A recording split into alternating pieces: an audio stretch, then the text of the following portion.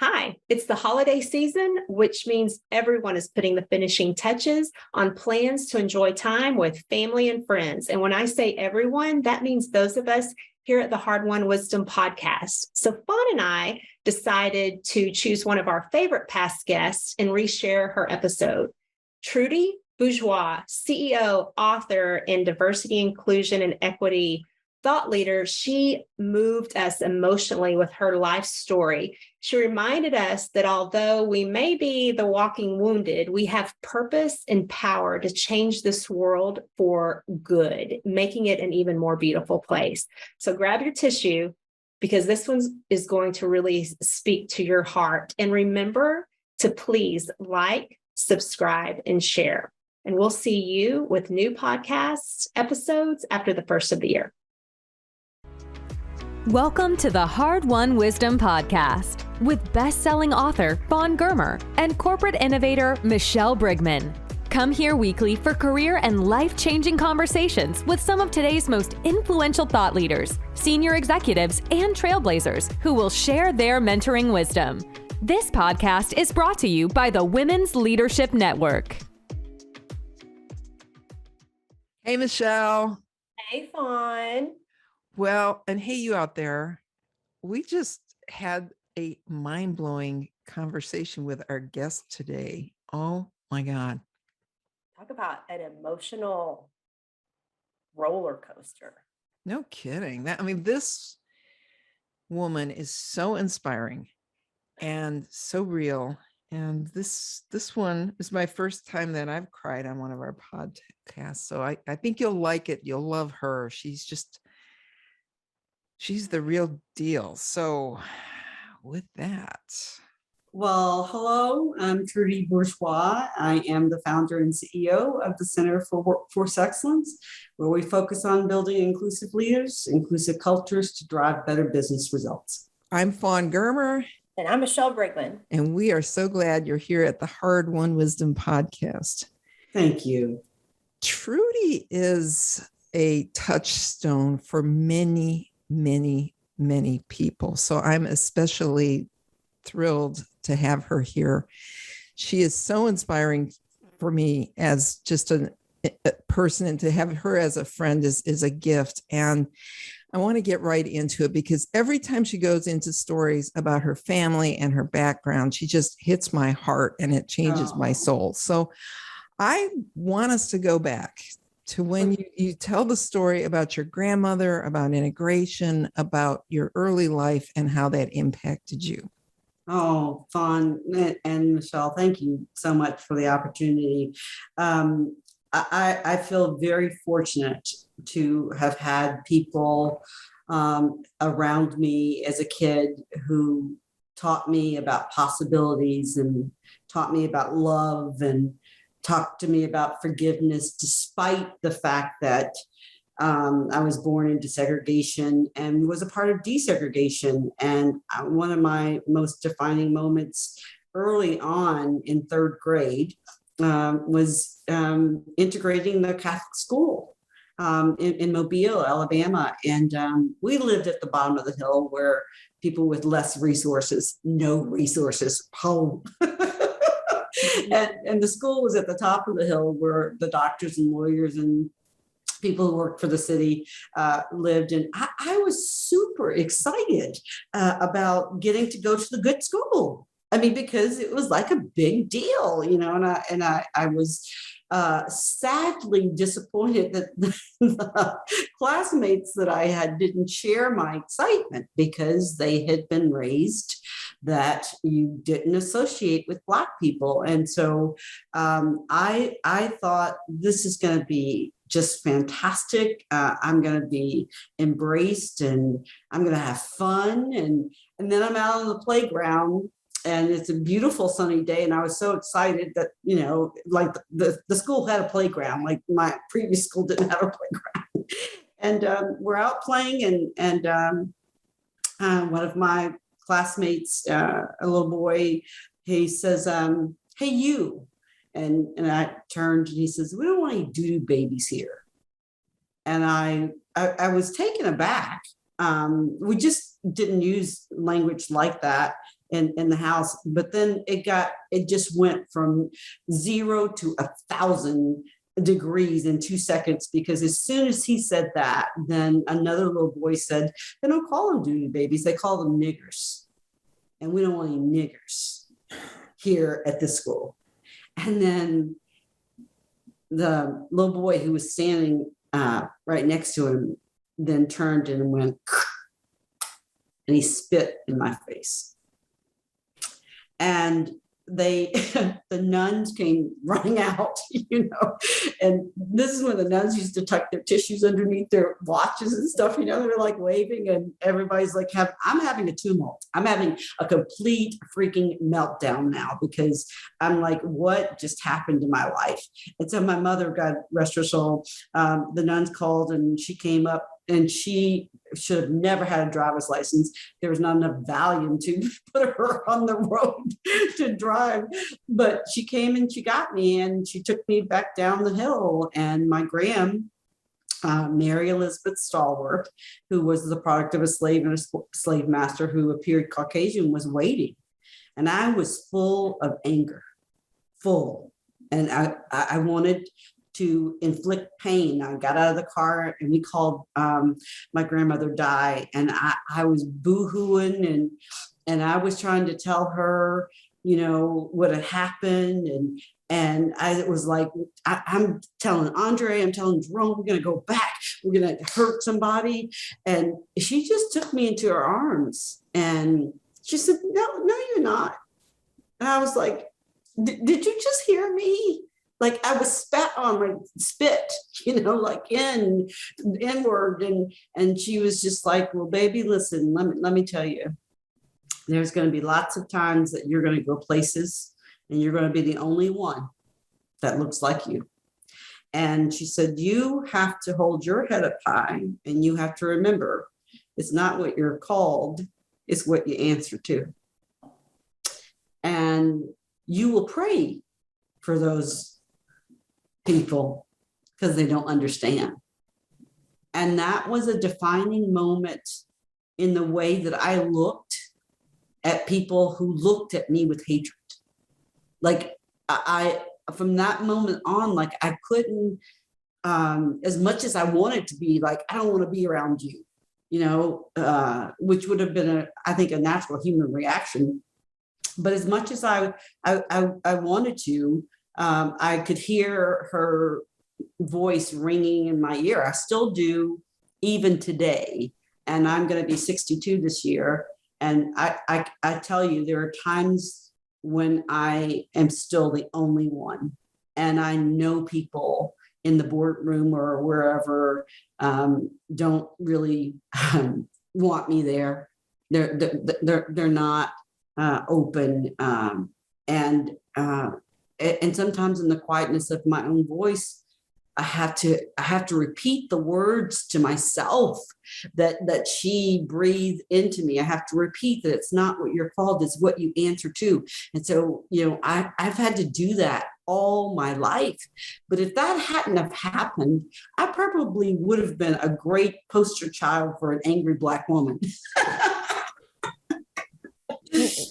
Well, having had that lesson, then what happened in the school when you went back? And then through the years, did you win them over? And the ones that you did, how did you do that? Well, the unfortunate truth is that I was fearful to go back. I really was fearful. It was probably a real important lesson in resilience. I didn't know it at the time. But my mom and my grandmother would, push us out the door and remind us of who we were. And no, I didn't win them over, Fawn. I could only go into the homes of 2 of my classmates. Oh my gosh. Because of my color, because of my skin color. And now what is really fascinating is that one of the 2 homes, the Donaghy's, Mary Lou and I are still friends. And it was the Donaghy's who portrayed allyship before there was a word called allyship.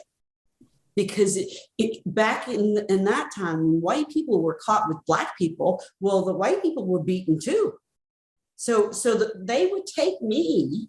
They would take me to the golf, to the beach house. They exposed me to opera. I mean, they breathed possibility into me. And so, despite the fact that the vast majority of the kids that I went to school with never embraced me, never, there was these bright spots, and the Donaghy's were a bright spot.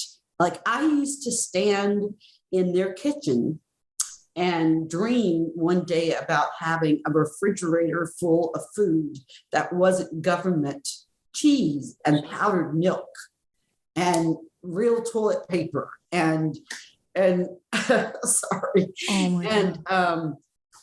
And they used to tell me, don't listen to what society says. You decide what you want to be, and you can be anything that you want to be. And they were way ahead of their time.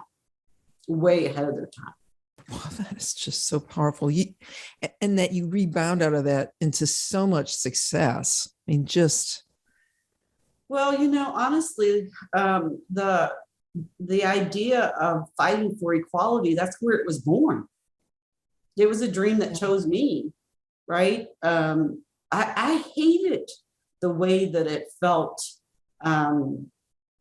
to be stared at and not allowed to do certain things just because of a skin color. But I also knew that I could either be a part of the problem or I could be a part of the solution. Like I knew that at a very young age. And I think I made a choice in my spirit that I wanted to be a part of the solution. I wanted to see things change. And have things changed? Yes. But have things really changed? No. Not really. I know I just listening to the story you shared, we've all been I've been on my own journey, right? To confront beliefs that were instilled in me by my community, my family, my friends, all of the things. And so this has been going on for, I'll say, a couple decades. However, it wasn't, I had one of those profound moments a couple of years ago where a friend of mine was hosting a viewing party of the Netflix show When They See Us. Yes. And so it was about half the women that were there were white, half of the women that were there were Black. And it was just like a safe place for us to watch this and come together and really talk. And I didn't know any of these ladies. And we were sitting there, and one of them said, she was telling a story. She goes, when I was in high school, I was a cheerleader. And I remember that the cheerleaders would have slumber parties, except I was the only one that wasn't invited. Mm-hmm. And I sat there a second, and I'm like, I was that cheerleader. I didn't invite you. I never even thought about the fact that I was perpetuating this acceptable behavior. Wow. I said, I knew that no one told me I couldn't invite you, but I guess I knew. Now, we got along great at school and cheer. Everybody was real nice. But as somebody said, I really look back on it okay, we were cheerleaders together, but we weren't friends because I wasn't allowing that. And so I looked at this lady who I did not know. I didn't know her. And I just looked at her and I was like, I'm so sorry. I'm sorry, because while I might not be the exact person that inflicted that pain on you, I represent all of those things. And it was just such an eye-opening moment for me of realizing the micro decisions that I made without even thinking, and have to stay tuned into today as a leader, managing people, right? Like all those micro decisions and the profound impact it can have on someone's sense of self-worth. And, what do I stand for? And is this the type of person? The answer is absolutely not. And I don't want to ever make those mistakes again. Well, see that, thank you so much for sharing that. And here's the thing that my mindset is like, okay, when you were a kid, maybe you did learn X, Y, and Z, but at some point you become an adult. And what we do is I simply invite people to ask themselves the question, do the beliefs and the values that you were steeped in, do they still serve you well? Do you really still buy into that same rhetoric? You can shed it if you want to, but do you want to? I mean, do you want to admit that your silence is just deafening? Silence is one of the most powerful tools to the negative as it relates to driving inclusion, because silence just says, you know what, my life is good. I don't have to worry about it. So why should I expend any energy, And so then we really don't care about the feelings of others. But all of us know the stain, the pain of rejection. And just imagine that you wake up every single day, and no matter how hard you try, no matter what you do, you cannot get that stain off. And so the rejection is just constant. And this is why the research now is so incredibly valuable, because it proves out that when you are subjected to bias and discrimination and things of that nature, that you have higher levels of hypertension, you have higher levels of stroke, you have higher levels of cancer, your life expectancy is shorter. So my goodness gracious, at the end of the day, we're human to human, right? If we could just get past what we see. But you've got to remove yourself from that. And you've got to be open to stepping outside of that familiar cocoon and environment, because it wasn't until I left my small town, which I love dearly, by the way, amazing people, love dearly, but it wasn't until I stepped outside of that and had all these new experiences where it suddenly, I had to reevaluate, to your point, values. Like I was raised, something's wrong with you if you're gay. I didn't have any gay friends because nobody would have admitted to it if they were, because they would have been shunned. And then all of a sudden I'm having all these friends that I love. And I started, at first they were an exception. You're different. You're the different one. And then all of a sudden, every single person I met, well, they were all amazing. So I had to ask that question of, do these values and beliefs that I was raised with, did they serve me? And the answer was absolutely no, not anymore. Wouldn't it be wonderful if all of us did that? Wouldn't it be wonderful if all of your listeners just took that one little nugget and just really spent a moment in retrospect, looking inward and asking that question? Because I think that your conscious would, over time, it would haunt you. You wouldn't be able to just, shut it down, because once you know the experience of exclusion, it's only then that you fight for inclusion. Yeah.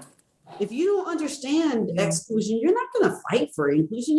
What are you fighting for? You don't have a clue. This is why this is so hard and it's taking so long. And this is why the conversations make people so uncomfortable. That's what white fragility is all about, right? Like I can't talk about this because, wow, then I got to admit this and I got to admit that. And I got to admit grandpa said this and grandma said that. And I don't want to have to deal with all of this stuff. But let me not misrepresent. I believe we're all walking wounded. Yeah. All of us. Every single one of us, myself included. I was raised Catholic. Right? What were we taught about sexual orientation? Well, it wasn't very positive, right? So all of us have something to learn. And if we look at each other in that light, it's not I'm right, you're wrong, you're right, I'm wrong. It's what can we learn together? What can we create together? What can we co-create? Because we see beyond what society has given us as a label. It's interesting that we're having this conversation and that you made the remark about how things appear to not have moved as far as we may have hoped. I mean, that you start in the third grade at the beginning of this story, and here you are, you're saying you're 62 years old. And I remember back when I was a reporter sitting in the office of a Black leader's office and hearing the story, because Rodney King's video just had come out and I was so horrified by it. Yeah. And she said that it is like a tinderbox. It is going to blow. This is all. And it didn't until last summer. Then everything she told me that would happen is what happened with the riots last summer. And you have given your life to this. And I have seen now in the last year signs of great hope, but frankly, a lot of greater signs of that have caused me despair on this, because I thought we were moving forward and I'm not sure we were. So how's that feel, Trudy, after giving your life to this? Well, Fawn, there are moments. There are moments when you get tired of swallowing the tears, you want to scream, and yet there is work to do. And so I have to continue to remind myself that I am where I am because my parents and grandparents would never taste the fruit. They made sacrifices. They would not know what it would be like to go into a Chanel store. Okay, I go into a Chanel store and I'm followed, not because they want to provide me great customer service, but because they think I'm going to steal. Well, my hope and prayer is that if I do what I do, then, my grandchildren who are biracial, who will go through all kinds of challenges, but maybe, if I take the baton a little farther, maybe the next generation, they can go into the store and they're actually respected. And then maybe the next generation after that, they can go in the store and automatically be served. And so you have to have some degree of faith that what you're doing is not for nothing. Otherwise, you would just go crazy. And this is, again, why people don't want to touch this work. It's messy. It's really messy. And it's freaking lonely. People look at you like you got 5 heads. And so it's not the easiest work, but it's the work that I feel in my heart that has been given to me. So while it hurts me, and it saddens me quite often to know that more than half of this country, more than half of the United States of America, it has a belief around polarization of us against them, right? And let's call it for what it is. It's white supremacy. More than half this nation believes in white supremacy. Wait. How can that be if we've got 60% are white? So you're saying that cannot be a true fact. Well, I don't have any statistical data on it, but I can tell you in the last 5 years, in the the United States of America, people have had to come out and choose sides.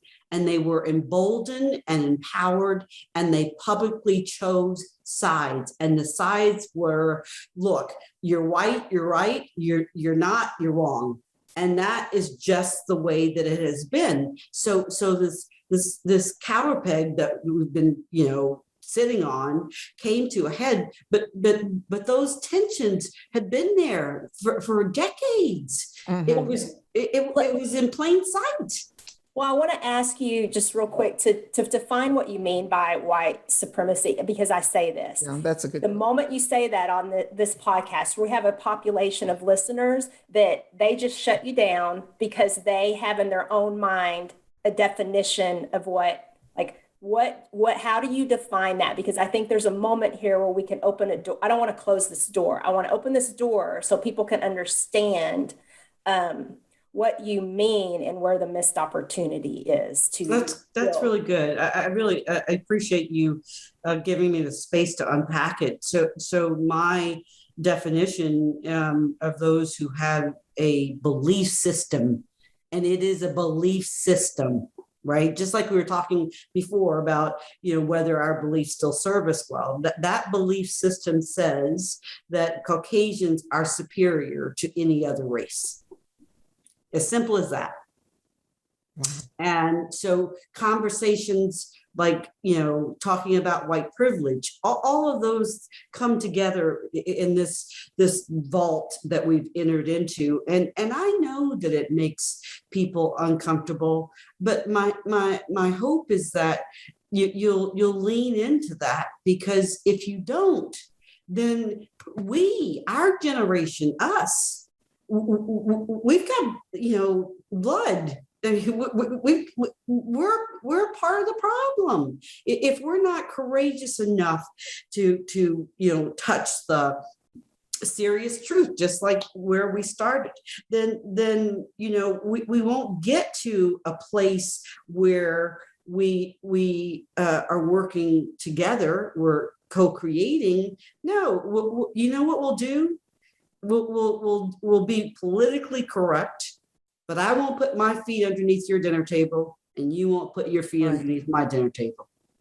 When I was having my awakening years ago, what got me in so much trouble at the newspaper was that I got the publisher to let me have a task force looking at how we were covering women and minorities. Wow. And so this would have been, 30 years ago. And that made me persona non grata with my bosses. And I suffered greatly for it. My career did. And someone said this to me, and I never forgot it. He said, sometimes you wind up paving a road you don't get to drive on. Oh. So I wasn't going to be the first woman columnist there. There was no way that wasn't going to happen. Yeah. But maybe what I did paved the way for when they did hire one. And I have to wonder how much road paving you've been doing that you're not getting to drive on. That's a great saying. You made me think of Father Fagan.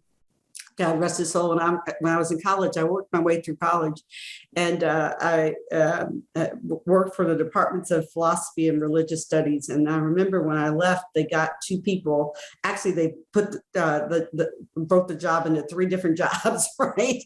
And I went back and I said, Father Fagan, I was telling you that this was just so much more than one person. And he said something similar to me. He said, Trudy, you have to remember, some people sow the seeds, others reap the harvest. You happen to be a seed sower. Wow. And that's what you just described. You sowed a seed. See, this is the thing. Wow. We may not experience the harvest, but we have to sow the seed, right? Yeah. Because really there's nothing else we can do. No. Right? No. You told me a story once. I want to move to that because it's such another powerful Trudy story. So I want to take everybody to the streets of Skid Row. Oh, geez. That's where that went. Another defining moment. This just is so funny. I think all of us, first of all, have defining moments, and all of us should give ourselves permission to go back in our life and think about those defining moments and what they have meant to who you are today, who you will allow yourself to be. But this thing about being, first, Fawn, to your point about careers and being a woman. Well, I went to Brown and Williamson, and I wanted to be in management. I was just very clear. I wanted to be in the C-suite. I wanted a seat at the table. I wanted to drive business results. Like since a kid, I was like, I'm going to be in charge, right? That's why as a kid, people would like pat me on my head and go, why don't you go to trade school? I'm like, no. But I went to my then boss, and his name is Rick.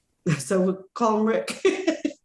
And so I said, Rick, I'm very interested in management. I left a management position to come over here. And he said this to me. He said, well, I've been grooming 2 guys, and when I'm done with them, then maybe I can turn and help you.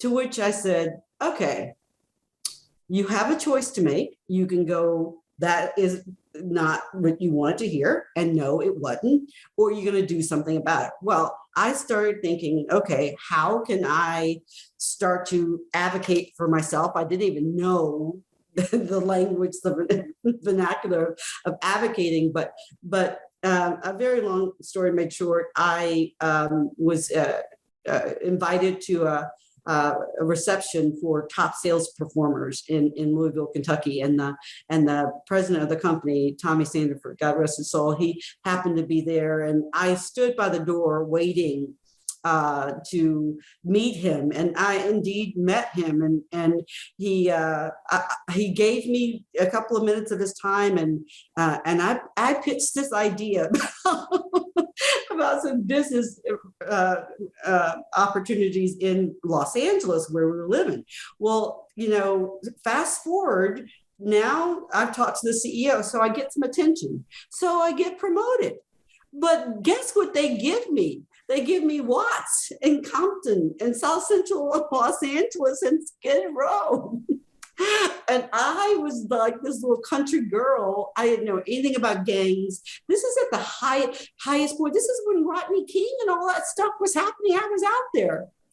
And so, boy, talk about a lesson though. I had 10 guys that reported to me.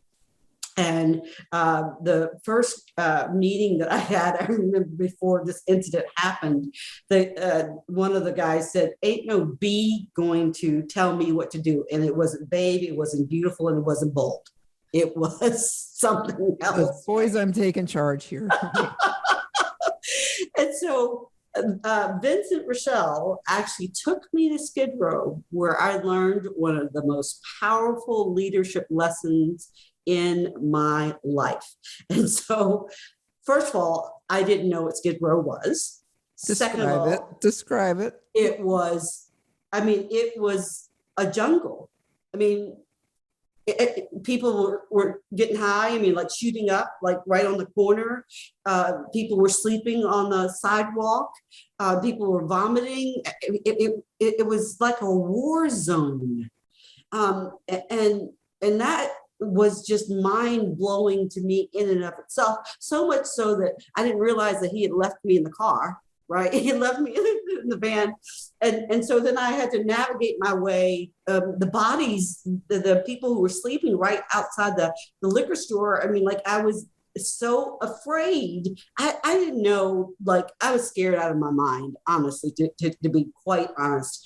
And Vincent, when I got into the shop, he was behind the counter because we service products, and he said, why don't you come around here and I'll show you, what I'm doing. And so I went behind it.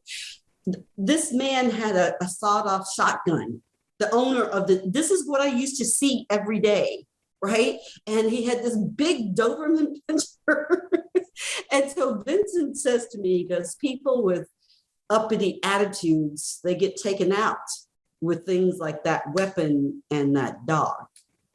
And he checked me so hard that it moved me to shift my whole philosophy around leadership. Because when we got into the car, look, I got to tell you, before we got into the car, talking about different sexual orientations, there were just a whole pack of people who came in and they were screaming and hollering. And I wished I had made copious notes, because I think I might have gone into shock that I was so afraid. But we got back into the van and he said, you're a smart woman and all that. He said, but, if you're going to walk around telling everybody what to do, then, we're not going to get very far. He said, why don't you teach us? And that is where the principle of teach, don't tell came to life, right there on Skid Row, in the midst of my terror moment.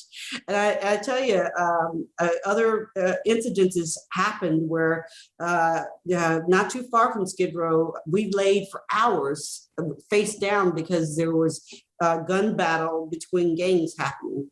I mean, there was some crazy stuff that happened out on Skid Row and in South Central Los Angeles, but I grew up.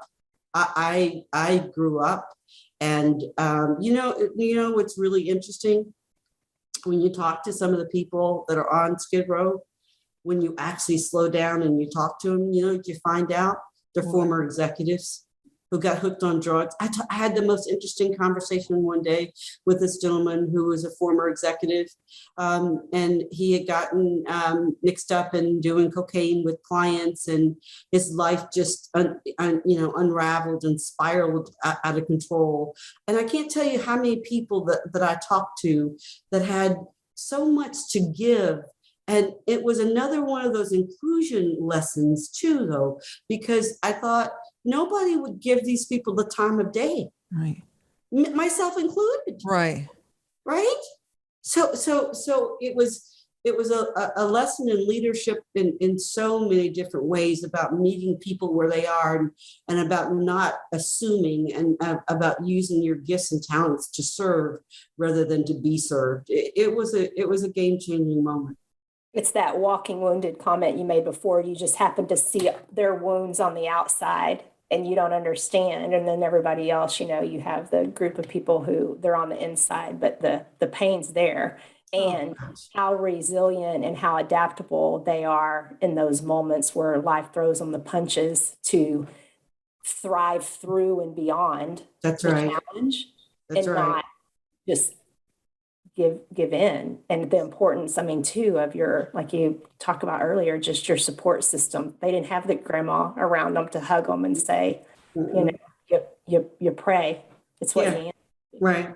In the spirit of hopefully encouraging other people to tell their truth. Our first child was born with Down syndrome. And Adam has taught me and Mike so much about the true riches of life and about being grateful. And it is really hard for me when people stare because they don't know. It is really, really hard for me not to be, go back to that place of anger. I really have to dig deep to understand that it just, people don't get it.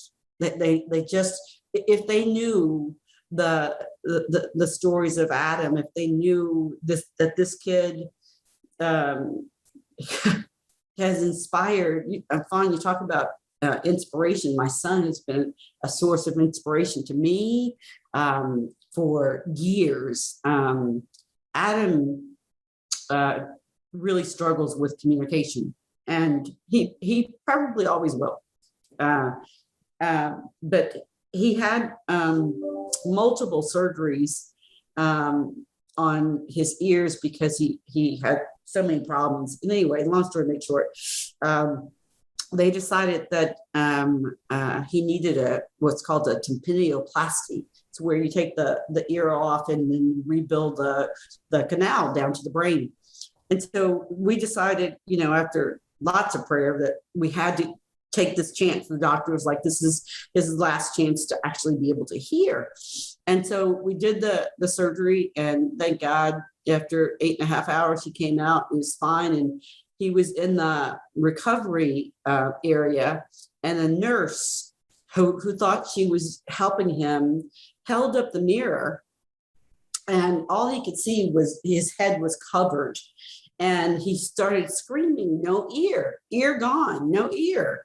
And I could not comfort him, and Mike couldn't comfort him. Normally, a beautiful blonde could comfort my child. Okay, he didn't get anything short there, but he couldn't. He wouldn't calm down. And so I got into bed with him, and I laid him on my lap, and I was rubbing his back. And like 10 minutes went by, and he got really silent. And, I was boohooing, my husband was boohooing, and he lifted his head up. And then he said, one ear, okay.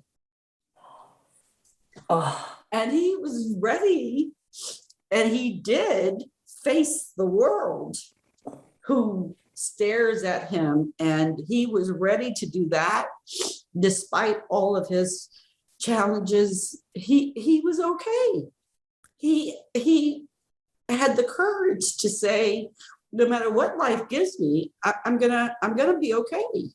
And I hang on to that memory in the times, Fawn, when I'm like so tired of fighting this fight. And I remember, my baby, who the world would never look at as normal, had the courage that you can't buy. That is Beautiful. so That powerful. tailwind to just keep you going, just to Yes. fuel you, to keep you. Yes. Yeah. So that's All that's right my- here today. That is that's my Adam story. Yeah. So all of us get low, and all of us have to find ways to dig deep and come back, and so that's another one of those defining moments that fuels me. boy. Can you talk a little about when you first realized you were going to face that challenge, and then how you dove into that? When Adam was born, Yeah. it knocked me on my butt. I was 22 years old. That we'd been married for 2 years. I got married at 20, and what did I know about getting married, let alone having a child? And he was born with a, like 9 out of 10 APGAR score. We were all actually very excited. And then the next morning after his birth, very early, around 6 o'clock, a doctor came in and he said, "Which one of you is Mrs. Bourgeois?" And I leaned up and said, "I am." And he came over and he said, "Mrs. Bourgeois?" And I said, "Yes." And he said, "I'm Dr. Treadwell. You haven't met me." I said, "No, I don't recall meeting you." He said, "I'm on call this weekend," or whatever. And he said, "You've given birth to a mongoloid." Oh, Can you believe that? That took her. I didn't even know So what the word meant. well, a doctor, even then they were using that was Down syndrome. Oh my God. Yeah. And so he went on to say, he's not going to walk, he's not going to talk, and he'll never be independent. We suggest that you institutionalize him and leave him here. And I went into another one of those tumults. Mike wasn't there. Nobody was there with me. I was there, but by myself. And of course, we called Mike, and I told you my faith is a big part of my life. But after a Demerol-induced coma, when I came awake after that, we said to the doctor, "You're not God, and we're going to take our child home." And has it been hard? Hell yes. It has not been easy. Has it been worth it? Yeah. And he continues to thrive. He's 39. He's always going to live with us, but we're really cool with that. And he's happy, and he treats people nice. And so we get so wrapped up sometimes, and we got to have a title or 6 figures or whatever to feel like you've made it. And I would just argue that, you make it when you treat somebody else right. If we could just treat each other right, be with alive. kindness and love and compassion and empathy. How about we do that? That's what he does every single day. Wow. That's the only thing that's going to save us, isn't it? Yeah. Because things are crazy. And if people could be more like Adam. Yeah. I often think that my office is right here in the front of the house, and he goes out and he talks to the plants, and sometimes I find myself tearing up, and then other times I'm like, but he's in this world where it's okay to talk to plants, and but he really has been, such a blessing in so many ways. But Fawn, back to the hard one wisdom is, a lot of times you think that something is going to be bad. And the shock of someone telling you that your child is going to be special certainly is real. Don't let me mislead you. But I think that in the midst of whatever life does give us, there are bright spots if we can but open our heart to find them. And he certainly is a bright spot for me. That is so beautiful. Thank you. Your life is a movie. My life is like everybody else's life, full of turns and twists. I just happen to be born at a time for the reasons that I was born. I really do believe that. I wouldn't, Fawn, me, I would not have been alive if I'd been born in days of slavery, because I've been like, yeah, right. No. Yeah, what? No. And I tell you what, I am unapologetically bold in and maybe this is right, maybe it's wrong, but we have a melting pot of friends, and so a couple weekends ago, when we all were able to come out of our houses, one of my neighbors was talking about, we should all get together and go to blah, blah, blah, blah, blah, blah. Now, of course, I'm the only Black person that's there, right? And so she's talking about these other people, and I just turned to her and I go, do they accept Black people? And she went, right. And she said, why do you ask that? I said, because it's a question that's got to be asked, because people don't always. And it's sad that that's the way it has to be. But I'd rather ask the question and get the answer out. If it's no, okay, I'll go on with my life, you go on with your life, rather than us pretend that we're like really happy and Christian-y and we love Jesus and then we treat each other horribly. So I was going to ask you where you get all your courage. And then when you said that about if you'd been like born a slave, you'd been, oh, hell no. And then I just wonder if the people who were, though, if that took an even greater courage because they couldn't fight back. Or they fought back and they were killed. They had the scars to.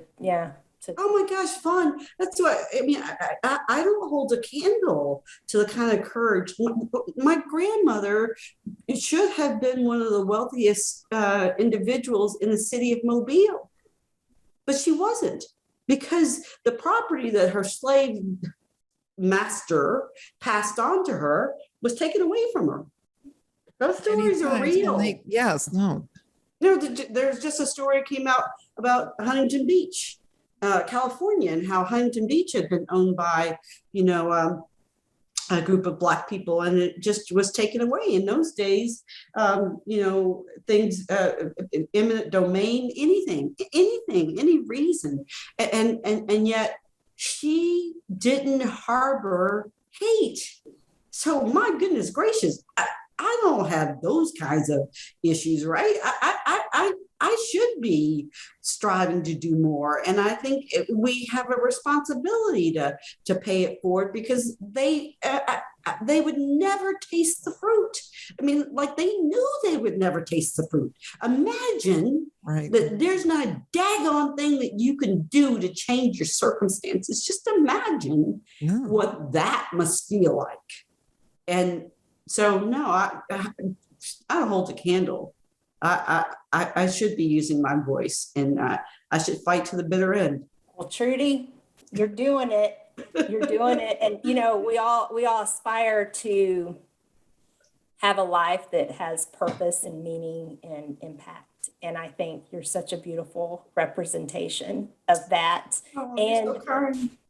And able to just touch so many lives like I say, just wow, meaningful way. There were so many things that you shared today. A couple of things, just a bit of a recap, that really stood out to me that I want to remind our audience. But I thought really it was a beautiful story around empathy.